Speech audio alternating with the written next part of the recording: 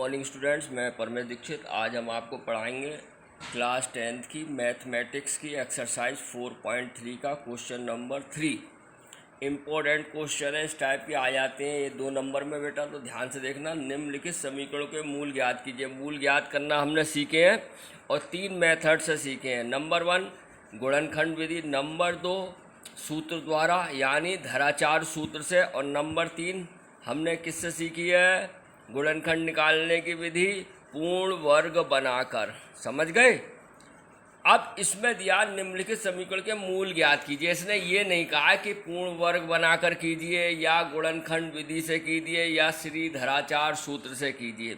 सबसे पहले हम इसे द्विघात समीकरण बनाएंगे, क्योंकि गुणनखंड भी द्विघात समीकरण के होते हैं और पूर्ण वर्ग भी द्विघात समीकरण का बनता है और धराचार भी द्विघात समीकरण में लगता है। अभी आप देख रहे होंगे x की घात 1 है, इसको x स्क्वायर बनाएंगे तभी तो बनेगा, तो इसको हल कर लेंगे।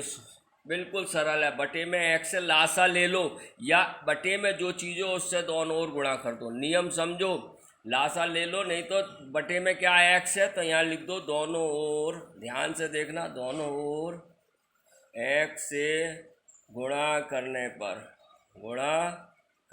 पर जब आप गुणा करोगे तो x ऑलरेडी एक ऊपर है, एक मिलके x स्क्वायर हो गया, माइनस यहाँ जब x से गुणा करोगे x नीचे है तो कट गया तो बनी बचेगा। ध्यान से देखो, यहाँ जब गुणा करोगे एक x है, एक x मिलकर मल्टीप्लाई हो गया x स्क्वायर हो गया, माइनस जब आप x से गुणा करोगे x से x कट जाएगा तो क्या बचेगा 1 और बराबर यहाँ हो जाएगा 3x। बोलो, अब इसको इधर ले आओ, गुणनखंड बन जाएंगे। द्विघात समीकरण बन चुकी है हमारी, x स्क्वायर माइनस 3x, ये प्लस का है तो इधर आगे -1 बराबर 0। देखो द्विघात समीकरण हमारी बन चुकी है।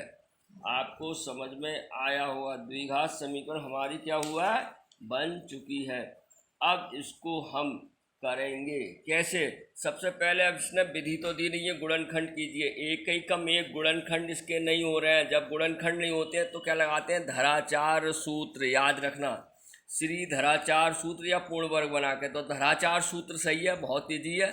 ठीक है, तो गुणनखंड इसके होंगे नहीं, एक ही कम एक और एक 2 होते हैं या 3 है, किसी भी हालत में नहीं आ रहे हैं। तो इसका मतलब इसके जो मूल आएंगे वो अंडर रूट में आएंगे। ध्यान रखना, धराचार का फार्मूला लगाएंगे तो सीधे लिखेंगे समीकरण की तुलना। द्विघात समीकरण का व्यापक रूप क्या होता है? ax square plus bx plus c बराबर 0 से करने पर जब आप करोगे तो a बराबर आ जाएगा 1, देखो b बराबर -3 व c बराबर आपका -1 आ जाएगा। ठीक है, इसलिए सूत्र से, धराचार सूत्र से, और धराचार सूत्र क्या है? x बराबर -b plus minus under root b square -4ac upon 2a। x बराबर -b, तो माइनस ऑलरेडी है, -b माइनस तो प्लस हो गया, +3 plus minus under root b square -3 का वर्ग -4, a कितना है 1, c कितना है -1। आपको समझ में आ रहा होगा। 2a 2 × 1, ये तो 1 है। सबका मान पुट कर दिया। अब इसको मॉडिफाई कर लो, 3 प्लस माइनस अंडर रूट -3 का वर्ग 9 और माइनस माइनस प्लस 4 एकम 4 बटे 2। तो x बराबर क्या आ गया हमारा? 3 प्लस माइनस अंडर रूट 13, 9 4 13 बटे 2, यही आंसर हो गया। ये 2 मूल हो गए, इसको ऐसे भी लिख सकते हैं, नहीं तो इसलिए मूल क्या क्या हो गए? एक बार प्लस का चिन्ह लगा दो, एक बार माइनस का, यानी 3 प्लस अंडर रूट 13 बटे 2 व 3 माइनस अंडर रूट 13 बटे 2, यही आंसर हो गया। आपको समझ में आया होगा, आशा है करके, बढ़िया तरीके से। ठीक है, यही हमारा आंसर हो गया। इसी प्रकार एक सेकंड क्वेश्चन है, वो भी हम करने की कोशिश करते हैं। ध्यान से देखना, इम्पोर्टेंट है ये भी और वो भी। आ जाते हैं क्वेश्चन। आपको 4 पार्ट करा दिए, 4 पार्ट में कम से कम 15-20 नंबर का आ जाता है, तो ध्यान से करें। सेकंड पार्ट क्या है हमारे पास? ये हमारे पास 1/x + 4 -1/x - 7 बराबर 11/30, ये देखना। और ये दिया है कॉमन आके x नॉट इजकल टू -4,7। इसका मतलब x का मान ना -4 आएगा ना -7 आएगा, कुछ भी आ सकता है। तो इससे कोई फ़र्क नहीं पड़ता, ये देखने के लिए है सिर्फ ये। आप इसे देखें गौर से, इस सवाल को हल करें। अब देखो ये थोड़ा बीजगणितीय सवाल है थोड़ा, तो ब्रैकेट में लिख लें। हमने कहा लासा ले लो, लासा नहीं लेना है तो जो नीचे हो उससे गुणा कर दो दोनों ओर, एक लाइन में सही आ जाएगा। तो क्या करेंगे, दोनों ओर ध्यान से देखना।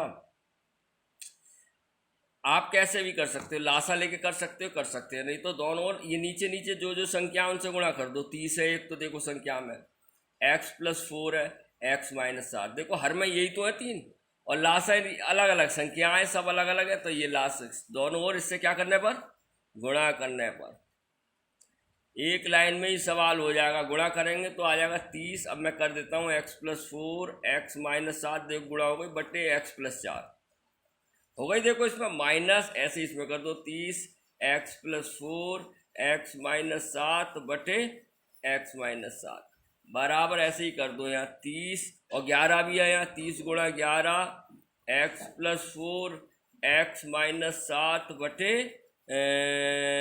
30। देखो हो गई मल्टीप्लाई। तो देखो इससे ये कट गया, इससे ये कट गया, 30 से 30 कट गया। अब आपका क्या आ जाएगा, 30 x - 7 -30 x + 4 बराबर 11 x + 4 x - 7। बस देखो भिन्न वो हर ख़त्म हो गया। अब आप इसकी गुणा कर दो, मॉडिफिकेशन कर दो। 30x - 3 7 21 210, बोलो 30 7 3 7 21 210 -30x और माइनस प्लस माइनस 3 चौक 12 120 बराबर 11। अब इनकी गुणा करो पहले, x की x² -7x + 4x और -28। क्लियर है। 30x से ये कट गया, यहाँ हो गया हमारा माइनस, जोड़े ये 0 2 और 1 3 330 हो गया ये बराबर। इसकी गुणा कर दो 11x² -11 7 77x और प्लस 11 चौक 44x -11 और 28 की गुणा करो 11 8 88, यहाँ से लगा 8 11 दूनी 22 और 8 30। क्लियर है। अब हम इसको उधर ले जाते हैं क्योंकि x² पॉजिटिव है, पॉजिटिव रहना चाहिए, है ना। तो ये इधर ले जाते हैं बराबर 11x², इसमें से घटा लो 77 में से 7 में से 4 गए 3, प्लस क्या है माइनस के ज़्यादा है, माइनस का चिन्ह आएगा। 7 में से 4 गए 3 7 33x आ गया ये, और -308 ये है ही और प्लस ये उधर जाके हो जाएगा 330 बराबर 0। ये समझ में आया। ये ध्यान से देखना, देखो हम सब इसको -330 को उधर ले गए, प्लस का हो गया। अभी हमारे पास हो गया 11x² -33x, प्लस के ज़्यादा है, प्लस 308 में 22 बचे मेरे ख्याल से, 30 में से 8 गए 22 बचे। देखो 11 के पहाड़े से सब कट रहा है, तीनों कट रहे हैं, काट दो तो x² -3x + 2 बराबर 0। अब गुणनखंड कर दो, 2 ही कम 2, यहाँ से आप धराचार भी लगा सकते हो, गुणनखंड भी कर सकते हो, क्योंकि इसने कहा नहीं है, मैंने बताया तो बताओ धराचार से कराऊं इसे, मैं आपको गुणनखंड से करा देता हूं, धराचार से स्वयं कर लेना। 2 ही कम 2 2 और 1 3 बन गए गुणनखंड। देखो x² -2 + 1 x + 2 बराबर 0। x² बाहर माइनस है तो चिन्ह बदलते हैं, 2x - x + 2 बराबर 0। पेयर बन गए, जोड़े बना कॉमन लो, x -2 माइनस कुछ नहीं आ रहा, 1 ले लेते हैं तो x - +-2 देखो आ गए 1 से, x - 2 और x - 1 बराबर 0। दो केस बना लो यहाँ पे, यदि x - 2 बराबर 0 तो x बराबर 2 हो गया, प्लस का 2 हो गया, एक मूल आ गया। और दूसरा यहाँ कर देता हूँ, यदि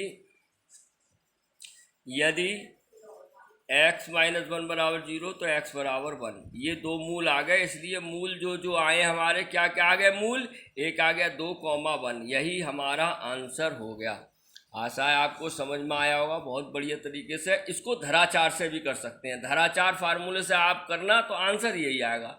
ये नहीं है धराचार से करें कुछ आंसर आ जाए, गुणनखंड करें तो कुछ आंसर आ जाए, आंसर सेम आएगा। तो प्यारे बच्चों मन लगा के पढ़िए, ध्यान से पढ़िए, अपने घर पर ही रहिए, अनावश्यक घर से बाहर ना निकले, अपने माता पिता का कहना माने। धन्यवाद।